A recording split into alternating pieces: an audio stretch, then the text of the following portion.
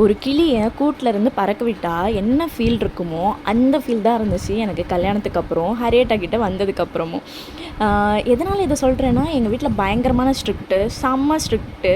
இந்த டாக்ஸிக் பேரண்டிங்னு சொல்லுவாங்களா, அந்தளவுக்கு செம்ம ஸ்ட்ரிக்ட். ஆனால் கொள்ள பிரியமும் எங்கள் அம்மாவுக்கு என் மேலே. ஆனால் புள்ள கெட்டு போயிடுவாளோங்கிற ஒரு பயத்திலே நம்ம பேரண்ட்ஸ்லாம் ஒரு தப்பு பண்ணியிருப்பாங்க. இது எல்லாம் 90s கிட்ஸ் 80s கிட்ஸ் கிடையாது, 90s கிட்ஸ் தான் இதை அனுபவிச்சிருப்போம். ஆனால் இதுக்கு ஆப்போசிட்டில் டைரக்ட் ஆப்போசிட், ரொம்ப ரொம்ப ஆப்போசிட். எங்கள் ஹரியட்டா பயங்கரமான எக்ஸ்ட்ரோவர்ட்டு. எங்கள் அம்மா என் கசின்ஸ் என்னை விட பெரியவங்களாக இருந்தாங்கன்னா, பாய்ஸ் எஸ்பெஷலி பாய்ஸ் அவங்க கூட ஒரு குரூப்பாக பேச விட மாட்டாங்க, தனியாக பேச விட மாட்டாங்க, பேசவே விட மாட்டாங்க. கண்ணு காமிச்சு மிரட்டி உள்ளே அனுப்புவாங்க, அந்த மாதிரி கேரக்டரு.